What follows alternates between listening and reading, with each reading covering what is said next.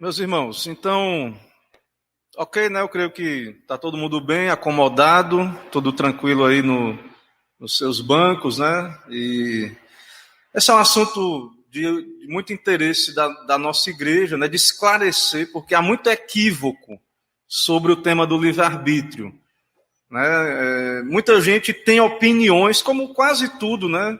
As pessoas têm opiniões sem fundamento bíblico, teológico, as pessoas têm ideias, as pessoas querem discutir temas como esse que vamos tratar hoje, sem um mínimo de cuidado de ver o que é que outras pessoas discutiram no passado, porque a igreja, né, para quem não sabe, já tem mais de 2000 anos, então já foi discutido isso aí muitas vezes na história da igreja, e a gente vê as pessoas às vezes se irritando, né, quando a gente fala de livre-arbítrio, ou então quando a gente nega, né, o livre-arbítrio, não usa o termo livre-arbítrio, as pessoas às vezes se irritam em tudo, mas veja que tem um capítulo da nossa confissão de fé que trata do livre-arbítrio, certo? Então, existe uma maneira bíblica e reformada de entender o livre-arbítrio, ok? Então,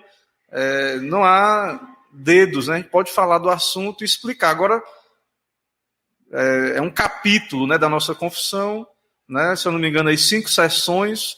Então não é um assunto de resposta assim breve, né? É um assunto que demanda atenção, é um assunto que demanda estudo bíblico, né, e também investigação aí dessas discussões na história da igreja. Vamos orar mais uma vez, oremos ao Senhor. Senhor, eis-nos aqui na Tua presença para aprender mais de Ti, na Tua casa, o lugar separado para a instrução. Ó Deus, nós estamos aqui para nos concentrar, desejar aprender essas verdades da Tua palavra que tem a sua complexidade e que exigem de nós atenção. E sabemos que o Teu Espírito pode nos iluminar, nos guiar, nos esclarecer, tirar toda dúvida do coração e nos fazer viver à luz dessa verdade, praticar, ter uma prática condizente com a Tua verdade revelada na Escritura.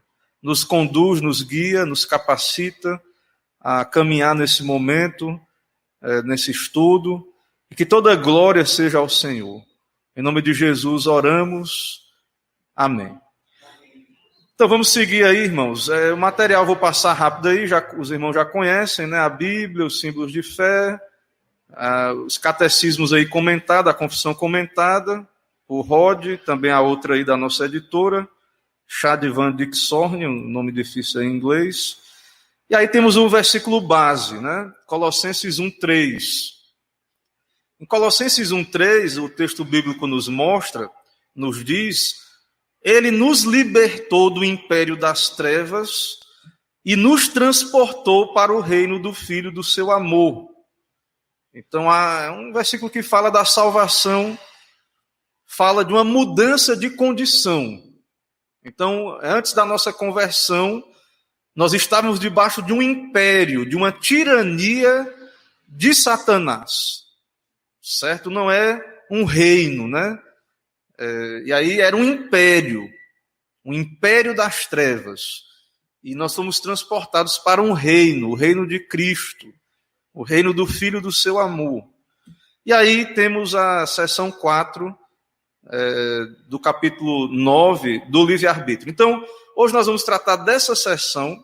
Tem uma última seção pequena que eu vou tratar na próxima aula, que vai falar da questão do livre-arbítrio na glória, no estado, quando estivermos no estado eterno, na consumação. Então, hoje nós vamos falar do livre-arbítrio no que diz respeito ao homem caído ainda e o homem convertido. Quando a pessoa se converte, o que é que acontece? Certo? Então, veja que a nossa confissão de fé, ela cita mesmo o texto, né, que lemos aí. Ó. Veja o que é que a confissão de fé expõe aí da Bíblia e vamos ver os versículos depois.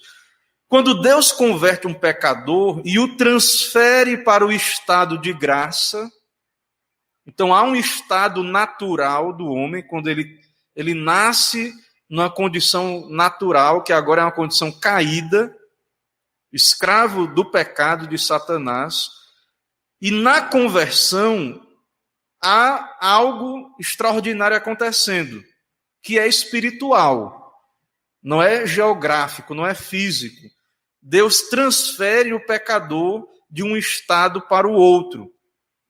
Há uma libertação. Ele o liberta de sua natural escravidão ao pecado. Então, o estado anterior, natural do homem, é um estado de escravidão ao pecado. E ele é libertado por Deus na conversão. E somente pela sua graça o habilita a querer e a fazer com toda liberdade o que é espiritualmente bom. Então, nós vamos ver isso bem detalhado na aula de hoje, bem explicado, nós vamos ver isso aí. Mas o homem, agora transportado para o estado de graça, ele pode querer e fazer, não forçado, mas com liberdade, o que é espiritualmente bom. Mas isso de tal modo, por causa da corrupção que ainda nele existe, o pecador não faz o bem perfeitamente. Então, agora salvo, a confissão está dizendo que nós podemos fazer o que é espiritualmente bom, mas acontece de uma maneira que nunca é perfeito, por causa da corrupção do pecado ainda que permanece. E nem deseja somente o que é bom. Então, mesmo o crente regenerado, salvo, transportado do império das trevas para o reino do Filho do seu amor, o crente não deseja somente o que é bom. Isso é o pecado que ainda está dentro dos crentes, que nos faz desejar aquilo que é contrário a Deus e à sua lei. Mas ele deseja também o que é mal. Então, a vontade está livre para obedecer, mas não é uma liberdade igual à do céu, da glória, do estado da consumação. Que lá na glória não vai ter mais essa inclinação, esse desejo para o mal. Certo, irmãos? Então, há uma liberdade e há ainda uma luta contra o pecado, a carne e o espírito, que é o que os versículos nos vão mostrar.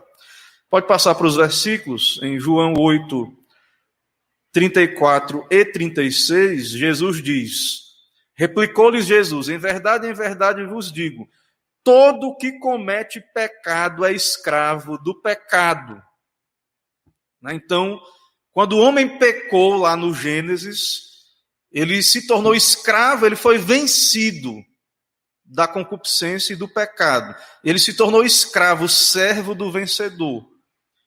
Se, pois, o Filho vos libertar, verdadeiramente sereis livres. Então, essa liberdade que a Bíblia prega, que o Evangelho prega, não é liberdade de governos, não é liberdade civil, não é essas liberdades que têm o seu lugar, têm a sua importância. Mas nós estamos falando aqui de liberdade, libertação espiritual. Então, o pecado, ele é um senhor e o pecador é um servo do pecado. Ele é um servo do pecado. Filipenses 2,13, porque Deus é quem efetua em vós tanto querer como realizar segundo a sua boa vontade. Então, na salvação, por causa da queda, o homem não se inclina para o bem. E aí fica muito claro, segundo nós entendemos, na nossa leitura bíblica, na nossa doutrina, que se o homem quer agora algum bem, se ele quer ser santo, é porque Deus operou algo nele. Porque naturalmente, depois da queda, ele não quer. Então, se ele quer agora, e Deus revela isso na Bíblia, que é ele quem efetua em nós o querer. Então, se você quer amar a Deus, adorar a Deus, servir a Deus, se você quer virar as costas para o mundo, tudo isso é fruto de uma operação de Deus na alma. É fruto da regeneração, da santificação. É fruto de uma obra espiritual do Senhor nas nossas almas. Romanos 6, 18 e 22. Uma vez libertados do pecado, fostes feitos servos da justiça. Então, a nossa vontade, irmãos, ela é serva ou do pecado ou da justiça. Uma vez libertados do pecado, é livre para fazer o que quiser ou para... não. Vocês foram libertos do pecado, da servidão do pecado, para servir à justiça. Sai um senhor e entra outro. Tem gente que o senhor dessa pessoa é o pecado. Ela vive para servir o pecado. E tem pessoas que estão servindo a justiça, que são os crentes, não servem perfeitamente, mas estão servindo. Gálatas 5,17. Porque a carne milita contra o espírito, e o espírito contra a carne, porque são opostos entre si, para que não façais o que porventura seja do vosso querer. Então, o crente experimenta esse conflito da carne contra o espírito nessa terra. Próximo slide tem mais versículos. Romanos 7, 15 e do 21 a 23. Paulo crente. Tem um debate na teologia, se quando Paulo escreveu Romanos 7, se ele está falando dele antes da conversão, mas eu creio que aqui é Paulo convertido, certo? Mas tem um debate aí na teologia sobre isso. Paulo diz, porque nem mesmo compreendo o meu próprio modo de agir, pois não faço o que prefiro, e sim o que detesto. Paulo, né, que a gente conhece, as suas boas obras, seu zelo missionário, mas Paulo está abrindo o coração ali em Romanos 7, está dizendo que ele não compreende o seu modo de agir. Né? Ele não faz o que ele prefere, sim o que detesta. Então, ao querer fazer o bem, encontro a lei de que o mal reside em mim. Se ele quer fazer o bem, porque ele é um servo de Deus. Mas há uma lei, há um pecado no interior do crente, há uma lei que o mal reside em mim.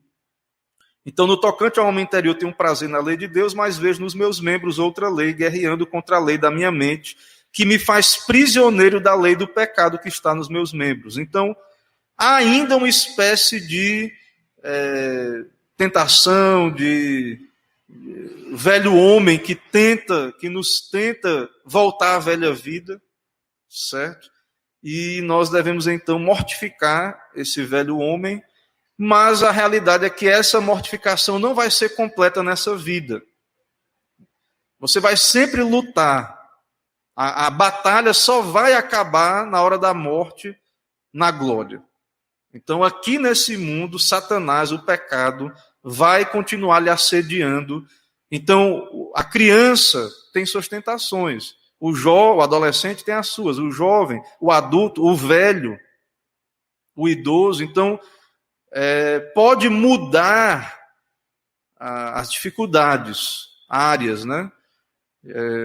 Que a pessoa luta contra o pecado, mas essa batalha não é encerrada aqui. João 1, 8 a 10. Se dissermos que não temos pecado nenhum, a nós mesmos nos enganamos e a verdade não está em nós. E se dissermos que não temos cometido pecado, fazemo-lo mentiroso, e a sua palavra não está em nós. Então, essa falta de... essa mente que não reconhece a sua depravação, a presença... O crente, irmãos, o regenerado, o servo de Deus, ele é liberto, mas ele reconhece, como Paulo aí, fortemente a presença do pecado na sua vida ainda. Essa cegueira, isso não é a característica de uma mente iluminada. Essa dificuldade de ver, pode ver que na Bíblia, a categoria mais que tinha justiça própria, os fariseus, eram pessoas que não tinham espírito, pessoas não regeneradas. Porque o crente, ele é totalmente consciente dessa batalha no seu interior. Ele é totalmente consciente do pecado operando em sua vida, e longe do crente dizer que não tem pecado, porque isso é chamar Deus de mentiroso, é estar se enganando, né? Fazemos de Deus mentiroso, e João é duro, né? Ele diz, e a sua palavra não está em nós. Isso é uma característica do mundo. A característica daqueles que não têm a palavra em seu coração. Não guardam a palavra de Deus em seu coração. A característica de quem, né? Não tem um pecado, né? Não, tá tudo na minha vida, não tem erro, né? Vamos seguir aí, irmãos. Eu vou seguir o livro do pastor Paulo Anglada, interagir com o livro, né? Eu estou usando esse material. Nós vamos ver agora, você vai conhecer agora a posição, a doutrina reformada. Isso é muito importante, por quê? Porque nós somos a minoria no meio evangélico hoje.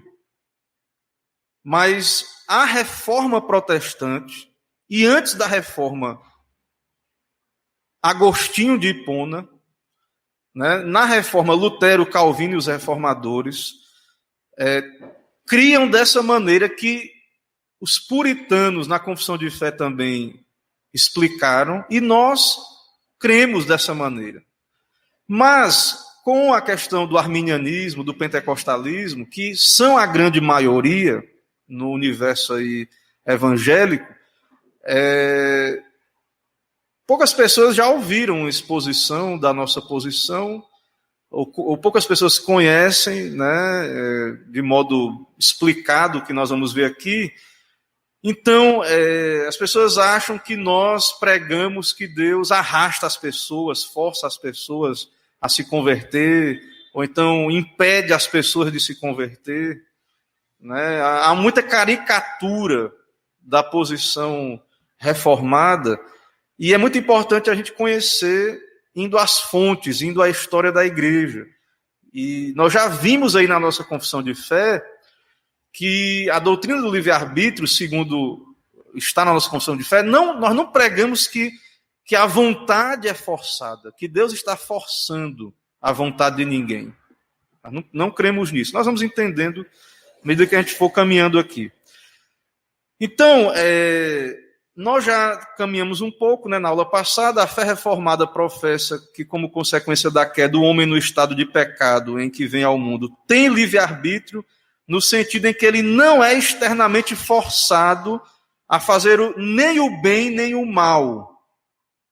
Essa liberdade não foi perdida quando a raça humana caiu em Adão, constituindo-se uma qualidade fundamental para a responsabilidade humana. Deus criou o homem com vontade, com intelecto, emoções e vontade. O homem com responsabilidade, o homem toma decisões. Deus é soberano, nós não estamos negando isso, mas o homem é responsável.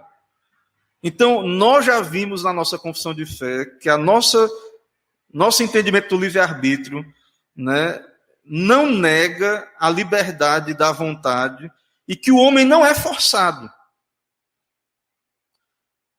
Tem o decreto, mas o homem é responsável e não é forçado. Então, tem uma alegoria de um puritano batista chamado John Bunyan, que escreveu O Peregrino, que ele é conhecido pelo Peregrino, mas existe um livro fantástico de John Bunyan que vai nos ilustrar bem aqui o que eu estou querendo dizer e o texto está querendo dizer.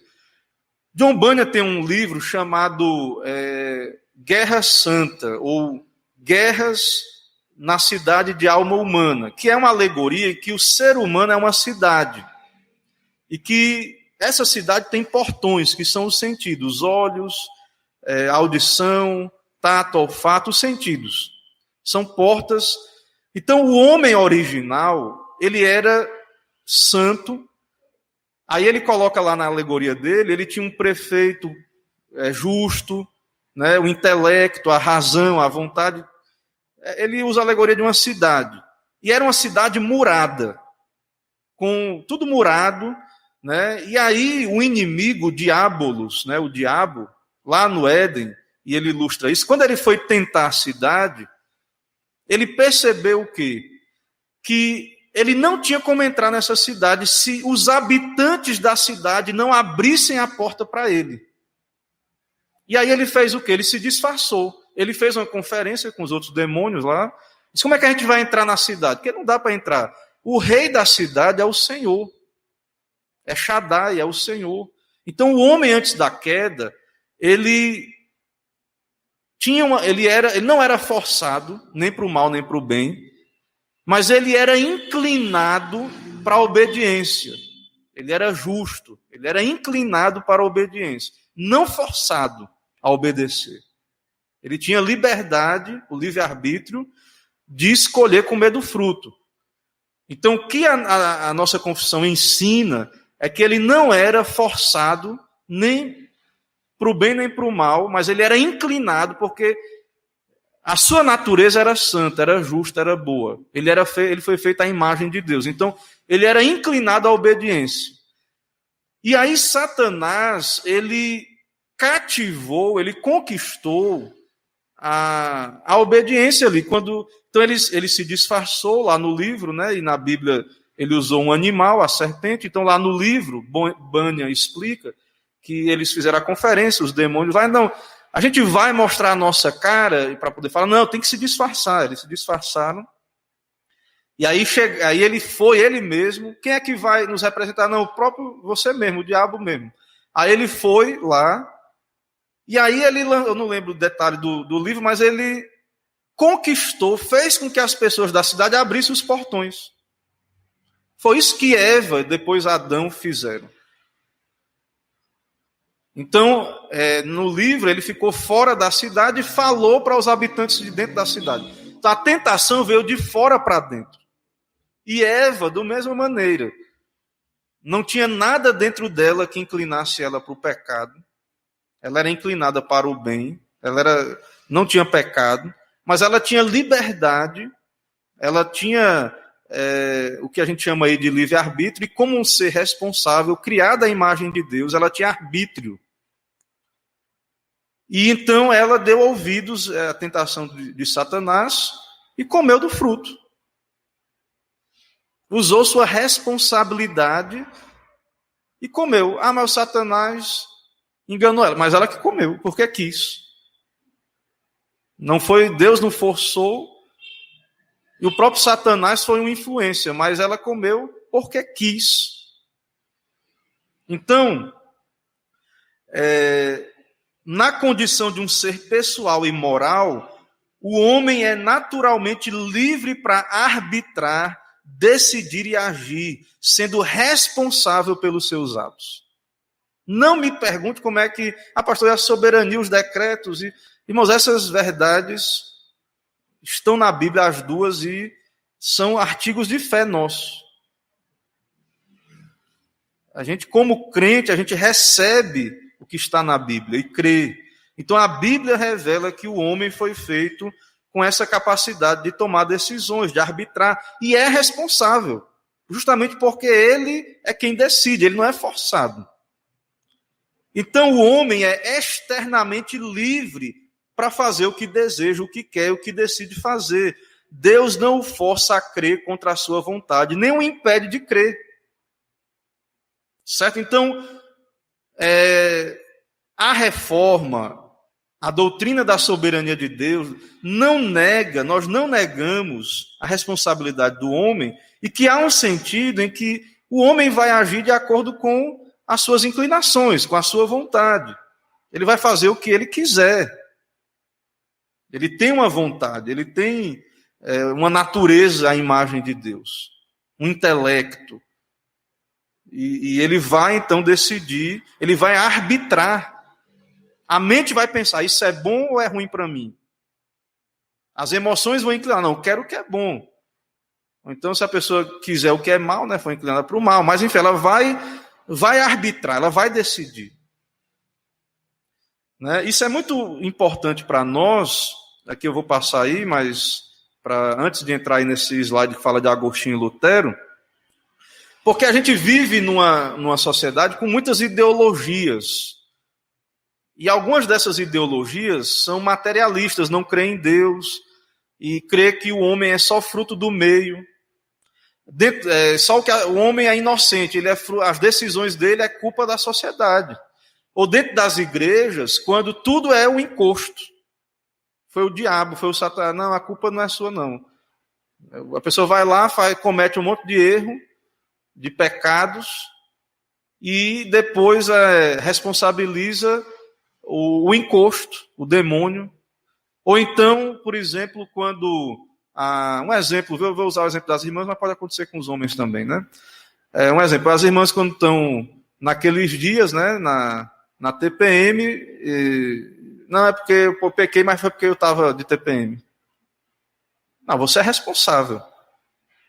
Você fez o que fez porque você quis fazer. Agora, existe sim essas influências, mas não atenua que nós arbitramos. Então, por exemplo, alguém me perturba e eu retruco essa perturbação de modo pecaminoso. É verdade que eu fui perturbado, mas eu sou responsável pelas minhas ações, pelo meu arbítrio. Então, se eu errei, eu tenho que me arrepender. Talvez o outro errou comigo também. Mas o que nós aprendemos é que o homem é responsável, ele tem um arbítrio, que nós vamos analisar aí. Então, Agostinho, né, não existia ainda a igreja evangélica, a reforma. Agostinho é um pai da igreja, né, lá do ano 400 e alguma coisa, se eu não me engano, né? Então, ele tem um livro que eu comecei a ler, mas quero terminar, um livro sobre o livre-arbítrio, escrito sobre a graça também. Ele combateu Pelágio, que nós vimos na aula passada, e outros ali que eram contra o seu entendimento ali na época, e foi um grande teólogo da igreja. Infelizmente, depois a igreja católica abandonou Agostinho como teólogo, a teologia agostiniana. Mas Agostinho, ele dizia o quê? Que o homem natural continua a ter livre-arbítrio, no sentido em que ele não perdeu a faculdade ou capacidade de escolher. Então, muita gente diz que, quando a gente nega o uso do termo livre-arbítrio, pessoas estão dizendo que a gente nega a capacidade de escolha do homem, que ele tem arbítrio. Não. Nós vamos ver lá no finalzinho aqui da aula, que alguns teólogos, os teólogos reformados, acabam não querendo usar o termo livre-arbítrio, porque ele traz confusão, porque as pessoas não entendem o que ele significa. E aí, a maioria dos teólogos reformados evita o termo. Mas é uma questão só de palavras, é a questão principal, o sentido do termo. Então, Agostinho não tinha dificuldade de dizer aí, segundo Paulo Anglada nos mostra aí, que não tem problema usar o nome livre-arbítrio se você está querendo dizer que o homem ainda continua escolhendo, tendo capacidade de escolher. Por liberdade, Agostinho entende, em primeiro lugar, simplesmente espontaneidade ou autoatividade, em contraste com compulsão externa ou oriunda de instinto animal. Então, o homem tem, Agostinho diz, o homem tem livre-arbítrio no sentido que quando ele escolhe é porque ele quer, espontâneo. Ele não é esse negócio de dizer que foi um encosto, que foi forçado. Não, você fez porque quis. Você fez porque quis. Você é responsável pelas suas decisões, segundo a Bíblia. Deus vai lhe cobrar, não vai ter, a pessoa vai dizer, né, no dia do juízo, não, mas eu nasci num país pobre, não tive oportunidade, e fui forçado. Você acha que Deus vai suspender o julgamento, a justiça dele? Porque, por causa do externo, mas eu não tenho culpa do pecado de Adão, eu não estava... Não. Deus vai aplicar a sua justiça. Porque Adão era responsável e ele tinha uma responsabilidade que era pela raça. E nós também pecamos, porque queremos. Então, ambos, o pecado e a santidade, são voluntários. Isso é, no sentido de que são atos da vontade, não impulsos naturais necessários. Então, quando a pessoa peca... Quando a pessoa peca, ela está agindo com atos voluntários.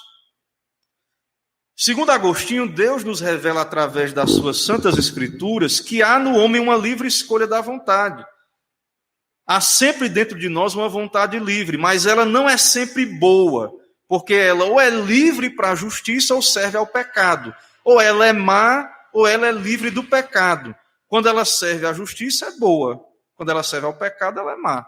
Então, há um arbítrio, há uma responsabilidade, uma vontade, que é livre no sentido de que ela é espontânea, há uma autoatividade, mas ela é inclinada ou para o bem ou para o mal. E após a queda, antes da regeneração, ela é inclinada para o mal. Certo? Ela é inclinada para o pecado. Mas o pecador peca porque quer. Quando a gente fala assim, escravo do pecado, a gente pensa numa pessoa sendo forçada. Né? Porque a nossa memória, o Brasil, infelizmente, né, teve essa etapa aí da nossa história. Não vou entrar na discussão, acho que a gente continua sendo escravo, né? Mas houve a escravidão lá do período colonial, e aí a gente tem aquela imagem do escravo sendo torturado, né? E aí a gente tem aquela imagem assim, de alguém que não quer trabalhar, né? O escravo, aquela pessoa que não quer trabalhar e é fustigada para poder trabalhar. E não existe só esse conceito de escravidão na história. Nem todo escravo é como o que aconteceu no nosso país, infelizmente. Né? Hoje a gente é um escravo. Né? Não vou entrar nesse debate aqui, mas a gente é um tipo de escravo voluntário. Né? Talvez a escravidão de hoje ilustra muito melhor a escravidão do pecado. Certo? Então, mas o homem que serve ao pecado, ele é escravo. Ele é livre para pecar. Ele é livre para pecar. Mas ele não é livre para para ser justo, para praticar a justiça. Então ele é escravo do pecado, porque ele só faz o que o pecado quer. Lutero também se opõe à ideia de que a vontade humana age por necessidade. Deus determina todas as coisas. E o que ele determina necessariamente acontecerá. Entretanto, isso não significa que as criaturas morais ajam compulsoriamente. Compulsoriamente, essa palavra difícil, é forçado. É por isso que nós não queremos nem, né, que os irmãos também adorem a Deus, sirvam a Deus forçados. Ninguém força ninguém a servir a Cristo. A conversão, né, nós pregamos o Evangelho. As pessoas têm que vir voluntariamente. Ninguém é obrigado a ser crente. Ninguém é obrigado a ser da igreja, né, servir a Deus na igreja. Nós cremos que é o certo, por isso fazemos isso. Então, esse termo necessidade, né, referindo a esse termo nesse contexto, Lutero argumenta que seu significado é muito tosco e inadequado ao assunto, porque ele sugere algum tipo de compulsão, alguma coisa que é contrária à vontade de alguém, o que não é parte da ideia de discussão. Então, forçar é você, a pessoa não quer fazer uma coisa e você vai servir a Deus, que eu quero que você sirva a Deus. O que é que Josué disse? Eu e minha casa serviremos ao Senhor. Vocês escolham aí. O que é que Moisés disse depois da lei lá, de ter dado a lei? Aí Deus diz, está aqui a bênção e a maldição. Escolham hoje o que vocês querem. Tem muita polêmica, né, no nosso meio, porque muita gente acha que quando a gente apela à responsabilidade humana, a gente está pregando arminianismo, e não é. Né? Tem um hino, não lembro o número agora, o endereço dele no inário, que muita gente reformada não gosta muito, né? Porque ele diz assim, meu amigo, hoje tens a escolha, vida ou morte, qual vais escolher. Né? É mais ou menos o que Moisés disse lá, depois de ter entregue a lei. Né? Você prega o evangelho. Aí está proposto. Né? O cristianismo está aí, Cristo está aí. E aí, embora o homem esteja morto, ele não possa vir se Deus não o atrair, mas ele não está sendo impedido também. Ele não vem porque ele é escravo do pecado. Ele não vem porque ele não quer. Mas a vida e a morte é proposta no Evangelho. Então, a vontade, seja de Deus ou do homem, faz o que faz, bom ou mal, não sob qualquer compulsão, mas exatamente como quer ou deseja, como se inteiramente livre, a menos, né, que, assim, a gente está falando do ordinário, do normal, a menos, né, que a pessoa, não estou falando aqui, irmãos, entrando no mérito, de doenças mentais, né, que eu não sou um profissional da área de saúde mental, não sou um perito nessa área, né, da saúde mental, mas eu já vi que, por exemplo, a pessoa que está com Alzheimer, ou com uma confusão mental ou algo do tipo. Mas não, aqui é um caso, certo? Aí já é uma enfermidade. Ela pode falar besteira, ela pode tomar, sei lá. É por isso que na lei aí, muitas vezes as pessoas poupam criminosos, né? Porque os advogados vão lá e dizem, não, ele estava num surto, né? Eu não estou falando, isso aí são casos que tem que ser tratados especificamente. Teve o caso do policial aí, né? Foi muito confuso, né? Dizem que atirou lá e tem uns vídeos lá. Ficou essa polêmica aí, eu achei muito confuso, não quero entrar nos detalhes, mas aparentemente ele estava surtado, né? Alguns acham que não, que era um protesto, mas, enfim, não sei o que aconteceu. Mas muitas vezes acontecem problemas, crimes ou atentados, e aí, às vezes, é dito, né, que a pessoa era doente. Eu acho que aquele rapaz lá que esfaqueou, também o pessoal disse que não esfaqueou, né, o presidente, um disse que esfaqueou, outros disse que é mito, né, que é lenda, mas parece que o advogado usou esse recurso aí de que ele, sei lá, era doente mental, alguma coisa assim, certo? Tudo isso, irmãos, é uma tentativa de tirar a responsabilidade humana.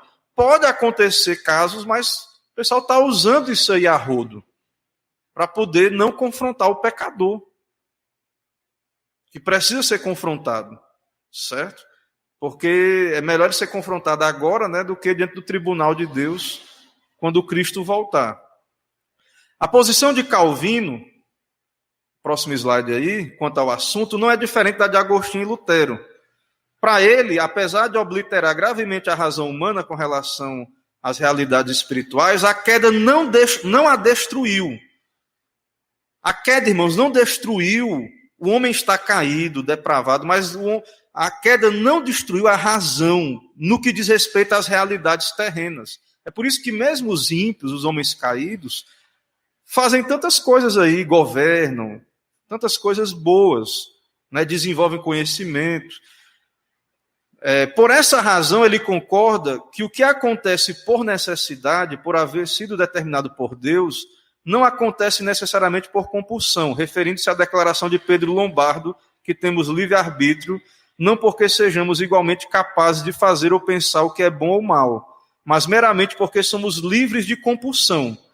Então, nós, né, a doutrina reformada histórica, né, nós cremos nos decretos, na soberania de Deus, mas nós negamos a compulsão.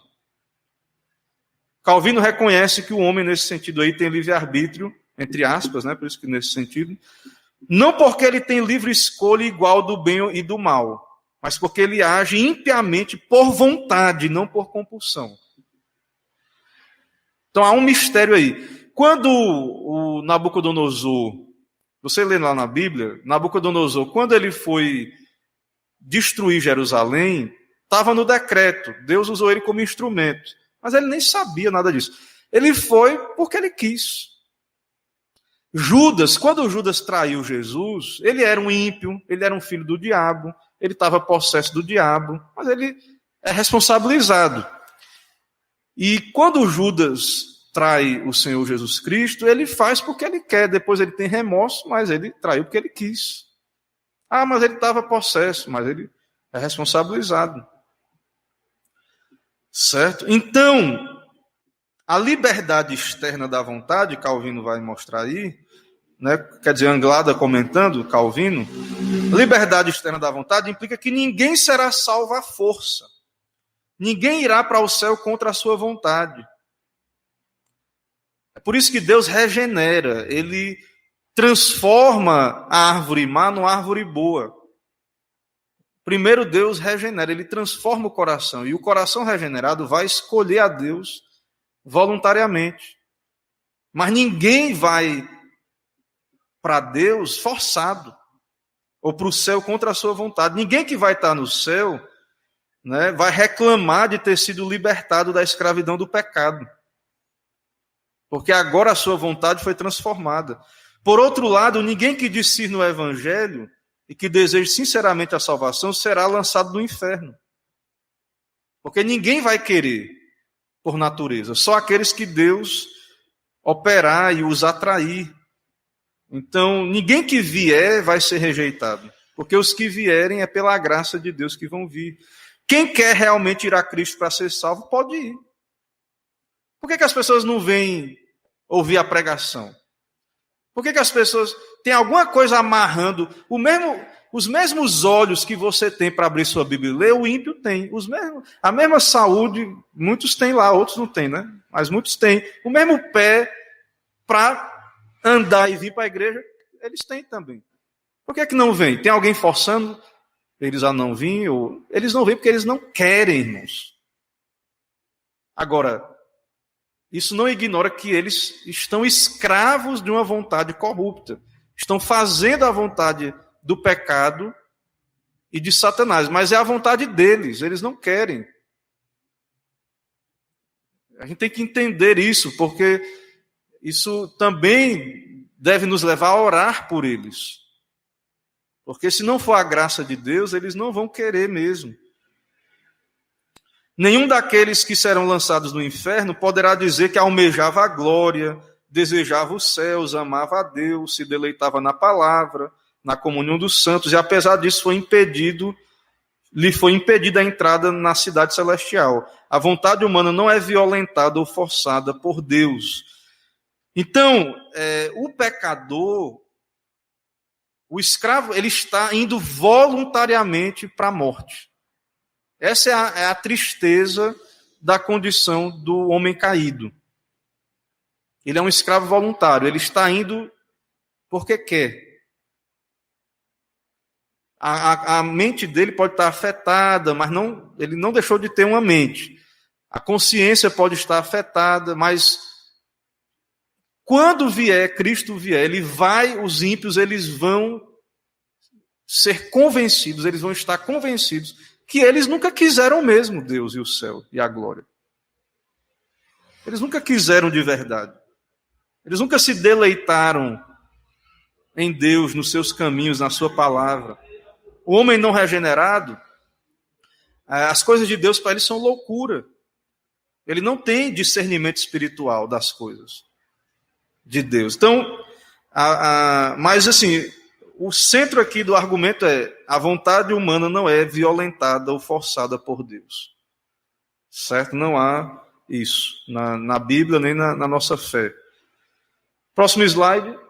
Portanto, a queda não destruiu a razão ou a vontade humana.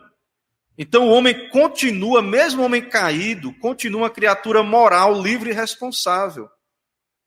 Então, tirando esses detalhes aí de uma doença mental, de uma confusão mental, de uma crise, que isso aí é algo que não está aqui, né? A gente está falando da coisa no seu estado normal, né? Então, mesmo o homem caído, ele é uma criatura moral, externamente livre e responsável. Podemos convidar honestamente os pecadores ao arrependimento, a crerem no Evangelho e a se submeterem à vontade de Deus. Irmãos, eu vou ler aqui lá na frente, tem uma confissão reformada que diz: o homem não virou um pedaço de pau e pedra não, quando ele caiu em pecado não. Ele continua tendo mente, emoção, vontade. Você pode, como Moisés, tinha muitos não convertidos ali. Quando Moisés disse: os céus e a terra tomo hoje por testemunha contra ti, que te propus a vida e a morte, a bênção e a maldição. Escolhe, pois, a vida para que vivas tu e a tua descendência.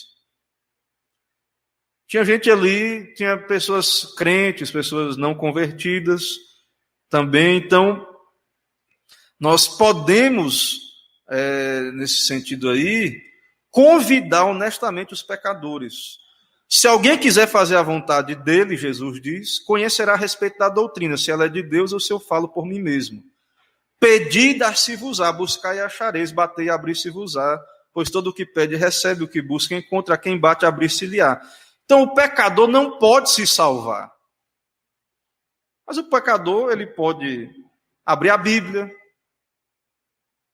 ele pode ouvir uma pregação, ele pode se humilhar diante de Deus, né? Mas só Deus pode mudar a vontade desse pecador para que ele venha a Deus da maneira que ele deve vir, quebrantado e arrependido, Mas esse princípio, irmãos, é um princípio que ele está dizendo aí de voluntariedade, de busca, de pedir, de bater, de buscar. Né? Então, o homem, o ser humano, ele tem ele não perdeu esse arbítrio aí nesse sentido, certo? O Espírito e a noiva dizem: vem, aquele que ouve, diga vem, aquele que tem sede, venha. E quem quiser, veja a palavra, quem quiser, receba de graça a água da vida. Quem quiser. Né? Então, a linguagem bíblica, ela não anula de modo algum essa voluntariedade aí, né? E não nega a soberania de Deus também. Próximo slide. O servo-arbítrio interno. Então, apesar de o ser humano possuir essa liberdade de arbítrio, externamente o homem tem razão, toma decisões, escolhe coisas, mas essa liberdade não é a mesma no que diz respeito ao arbítrio interno.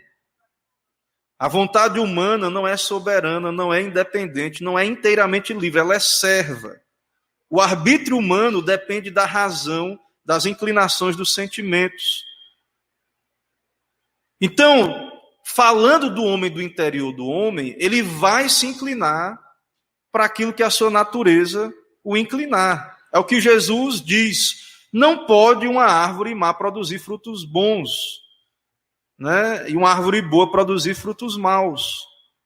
Então, falando do homem internamente, o homem ele vai fazer o que a sua natureza o inclinar. Então, a mente do homem caído é corrompida, a vontade, as emoções, então ele vai querer servir voluntariamente o pecado de Satanás. Um pouco adiante, Jesus aplica essa mesma verdade aos fariseus, dizendo: raça de víboras, como podeis falar coisas boas sendo maus? Então, a pessoa vai ser o que a natureza dela for. Né? Então, não dá para esperar coisa boa de gente não regenerada. Né? Uma aplicação pastoral, irmãos, sobre essa questão, né? Não dá para esperar coisa boa de pessoas ímpias. E é por isso que Paulo, na primeira carta de Paulo aos Coríntios, no capítulo 6, Paulo, ele vai nos dizer, certo? Ele vai nos dizer, não sei se é na segunda, deixa eu ver aqui, se eu perdi a referência. Não se perde, irmãos, é 2 Coríntios 6, não é na primeira não. 2 Coríntios 6, no verso 14, muita gente acha que esse versículo é só sobre casamento misto ou namoro misto. Pode entrar na categoria. Mas veja o que Paulo ele vai dizer aí: não vos ponhais em julgo desigual com os incrédulos, porquanto que sociedade pode haver entre justiça e iniquidade? Ou que comunhão da luz com as trevas? Que harmonia entre Cristo e o maligno? Ou que união do crente com o incrédulo? Que ligação há entre o santuário de Deus e os ídolos? Porque nós somos o santuário do Deus vivente. Como ele próprio disse: habitarei e andarei entre eles, serei o seu Deus, eles serão o meu povo. Por isso retirai-vos do meio deles, separai-vos, diz o Senhor. Não toqueis em coisas impuras, e eu vos receberei, serei vosso pai, e vós sereis para mim filhos e filhas, diz o Senhor Todo-Poderoso. Então, não há sociedade porque não tem como esperar, irmãos. Isso é humanismo. Você querer esperar coisas boas de quem é raça de víboras. Raça de víboras. Né? Como podeis falar coisas boas sendo maus? Porque a boca fala do que está cheio o coração. A boca fala. Então, Jesus mostra isso aí. Então, o ser humano, ele vai servir, ele vai ter uma vontade que não é livre, ela é serva. Ou serve a Deus, ou serve o pecado e Satanás. Pode passar. Essa aí. A teologia reformada, portanto, contrariando o arminianismo prevalecente em nossos dias e refletindo o pensamento de Agostinho, Lutero e Calvino, professa que, embora a vontade do homem natural seja externamente livre e ele seja plenamente responsável pelos seus atos, ela, a vontade, decidirá sempre em consonância com a sua natureza interna, de acordo com o estado do seu próprio coração, que, por ser mau, produz frutos maus. Então, o homem vai decidir, externamente ele é livre. Você vai decidir, você vai ser responsável pelas suas decisões. Agora, quando falamos das questões espirituais, do evangelho, das boas obras, os reformadores, e nós cremos o quê? Que a pessoa vai fazer a árvore boa, vai dar fruto bom, a árvore ruim vai dar fruto ruim. Ok, irmãos? Vai ser isso. O crente não vai ser uma mista, né? Uma mistura. Se o crente for um crente fraco, se ele não estiver vigiando, ele vai pecar muito. Mas a presença do fruto mau deve nos levar à reflexão, né? Porque se a pessoa não consegue, ela é escravo do pecado de todo, isso é um alerta vermelho, né? Mas o fato que nós não, Lutero, Agostinho, Calvino, não nega, e nós, né, reformados, presbiterianos, não negam que o homem decide e responde pelos seus atos. Senão, irmãos, a gente anula todo o princípio de justiça. Se o homem, como é que Deus vai julgar o mundo se o homem não é responsável? Se ele não escolheu, né? Se ele foi forçado, né? Se o próprio, muita gente acha que a gente diz que o próprio Deus forçou o homem, né, a comer do fruto ali. Na sua obra, Enquiridion, Agostinho sustenta a escravidão interna da vontade, argumentando como segue: quando o homem, pelo seu próprio livre-arbítrio, pecou, então sendo o pecado vitorioso sobre ele, foi perdida a liberdade da vontade, pois aquele que é vencido fica escravo do vencedor. Esse é o julgamento do apóstolo Pedro. Então o homem era servo de Deus, da justiça, e agora, depois da queda, é servo do pecado. Este é o julgamento de Pedro, já falei, e visto que é certamente verdadeiro, que tipo de liberdade, pergunto, pode o escravo possuir? Aquele que faz com prazer a vontade do seu mestre está em voluntária escravidão. Então, os ímpios, certo? Eles são escravos do pecado. Só que quando você diz assim, cita o versículo para eles e diz, a Bíblia diz que quem peca é escravo do pecado. Eles vão dizer, não estou sentindo, cadê as grilhões? Estou fazendo o que eu quero. Eu estou buscando a minha felicidade. É o que me alegra, é o que alegra o meu coração. É o que eu quero fazer, o que eu acho que é certo. Mas, quando eles dizem isso, eles ignoram que eles estão fazendo com prazer a vontade do seu mestre, em voluntária escravidão. Por conseguinte, aquele que é escravo do pecado está livre para pecar. E por isso não estará livre para fazer o que é reto, até que, sendo libertado, comece a ser servo da justiça. Então, eles acham que são livres. Mas a prova que eles não são livres é que eles não conseguem abandonar o pecado, se não forem convertidos, se não nascer de novo. Se você pegar, né, o cara, ele é um ímpio, né, um ladrão, aí só que faz não sei quanto tempo que ele parou de roubar. Aí você, não, pai, isso passou, é passado, aí você dá a chave do cofre da sua casa para ele e vai fazer o quê? Né? Se só vai entrar gente glorificada no céu, regenerada, né, glorificada. Mas se pudesse um ladrão entrar no céu, a primeira coisa que ele ia fazer lá era bater a carteira dos outros crentes que estavam lá. Assim, ilustração, né? A primeira coisa que ele ia fazer chegando lá era bater a carteira dos outros. Porque tem que ser mudado a natureza, a regeneração. Tem que nascer de novo. E enquanto não nasce de novo, irmãos, não é eu que estou julgando, não. O que não é convertido, não é a Bíblia. Não sou eu que estou julgando ninguém, não. Então, o crente bíblico, nós tropeçamos nisso, pecamos, mas aprenda. Se você caiu nisso, aprenda, ouça a disciplina do Senhor. Você tem amizade íntima com o incrédulo, depois você leva um tombo, depois você leva um tombo, depois, pelo menos aprenda. Não seja orgulhoso. E saiba que Deus nos chama a separar. Deus nos chama a separar, a separação. Não há comunhão entre a luz e as trevas. Não pode haver. Cortar mesmo, irmãos. A gente convive com os incrédulos para evangelizar eles. Entendeu? A gente convive com os incrédulos para, às vezes, orar por eles, porque eles são miseráveis. Estão caminhando para a morte certa, para a condenação. Mas você trazer para a sua intimidade, trazer um incrédulo para ser alguém íntimo, abrir o seu coração, você vai levar um tombo. E depois aceite a disciplina de Deus. E aceite que você mereceu também. E Deus vai ter misericórdia. Deus vai lhe preservar como um filho. Mas você vai aprender a lição, porque Deus disciplina os que o amam. Então preste bem atenção. Certo? Eu estou aplicando aqui isso que estamos vendo. O homem é escravo do pecado. Não brinque com isso.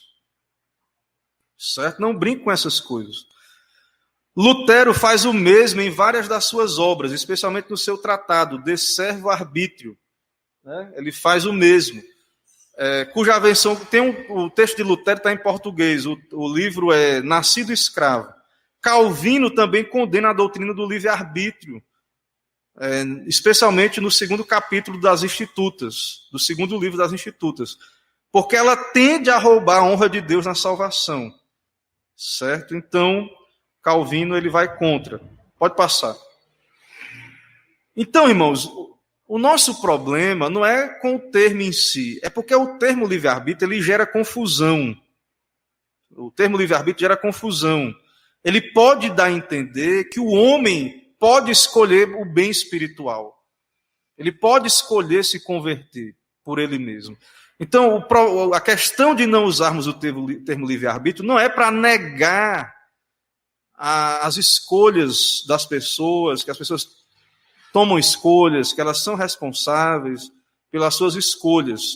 Certo? Então, Calvino explica que, apesar de detestar contendas de palavras com que a igreja é atormentada sem benefício algum, ele havia decidido evitar o uso de palavras como esta, né, que podem dar a entender coisas absurdas. Então, é mais um cuidado. Por isso que nós não usamos o termo livre-arbítrio e às vezes substituímos por livre-agência, né, livre-vontade.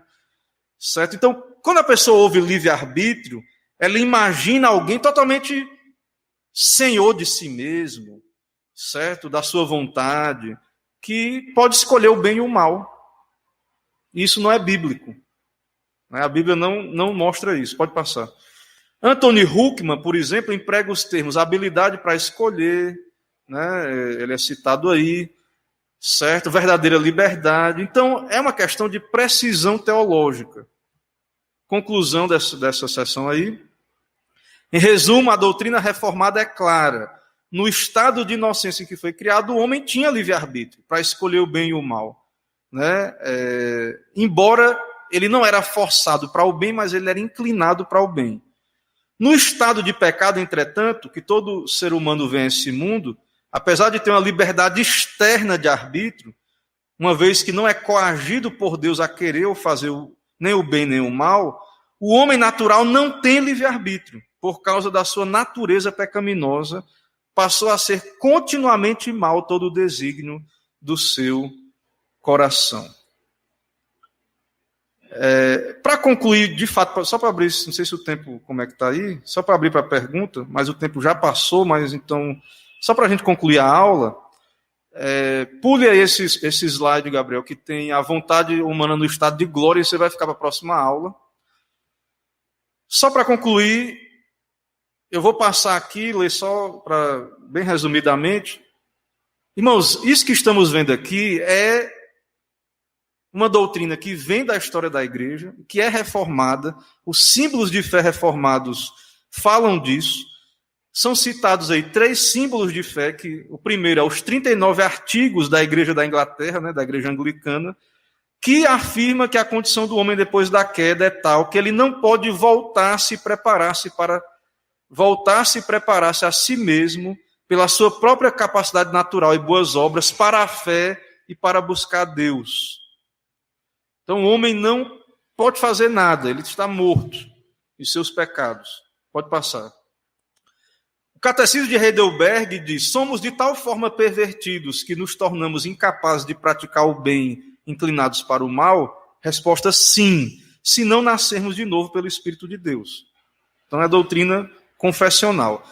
E a última aí, antes da conclusão realmente, é a confissão de fé helvética. Tem a confissão de fé batista de 1689, tem outras confissões como a escocesa, mas vamos ficar nessa aqui.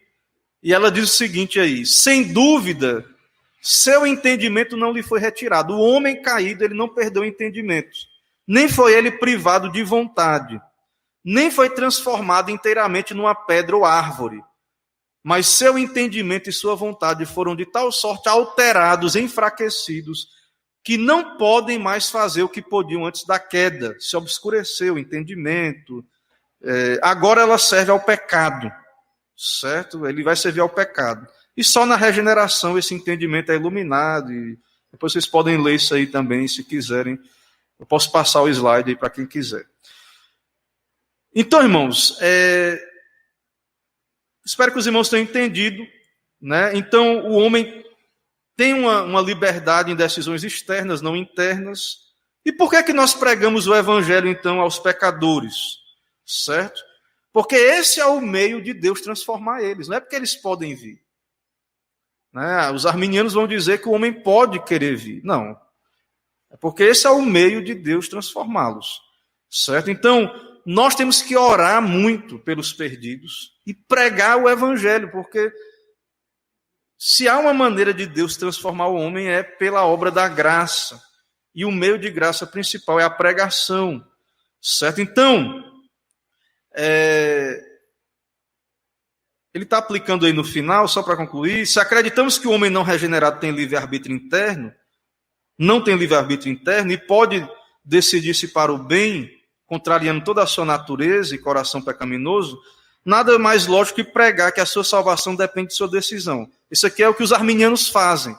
Eles pregam de uma maneira que a salvação está na mão do homem. Ele tem poder de decidir. E nós pensamos diferentes. Nossa base é bíblica. Nós não cremos nisso. Certo? Por outro lado, o homem ele não está sendo forçado, né, nem a um lado nem ao outro. Ele faz o que ele quer porque ele quer. Mas o meio da vontade dele ser transformado é pela pregação, para restaurar em nós, né, esse livre-arbítrio verdadeiro. Tem que haver novo nascimento, conversão. Então o crente agora vai ter uma inclinação para o bem e para o mal. Né? E na glória, nós vamos ver na próxima aula, apenas para o bem. Então o mundo precisa não só de moral, de reformas externas. As pessoas são escravas, elas têm que ser libertas. Não é só uma libertação intelectual, da educação, não. O problema do mundo, o problema do pecador é a escravidão. E só Deus pode libertar. E o que nós podemos fazer é orar, pregar, né, e cumprir o nosso dever de igreja. Né, mas quem converte é Deus. Irmãos, o tempo avançou bastante. Né, eu vou orar. Irmãos, próxima aula, tragam a sua pergunta, ou então me mande no particular, que eu respondo no começo da próxima aula, e aí nós não ficamos com prejuízo, ok? Vamos orar então, irmãos. Senhor, muito obrigado, porque podemos considerar essas questões, são tão complexas, causam tantas dificuldades, confusões. Ilumina, ó Deus, a tua igreja, ilumina nossas vidas, para que possamos viver à luz dessa responsabilidade e à luz da soberania do Senhor também, tendo de modo equilibrado as duas verdades em nosso coração. Santifica a tua igreja, salva os perdidos, converte os pecadores por graça, e que o teu povo também, ó Pai, seja um povo mais santo, que possamos viver de modo que o teu nome seja honrado. É o que pedimos, oramos em nome de Jesus. Amém. Irmãos, vamos nos despedir. Eu peço aí desculpa aos irmãos por ter passado do tempo. E aí depois a gente vai continuando aí, mas foi necessário, importante a gente caminhar. Ok, até logo mais. Deus abençoe e até mais tarde.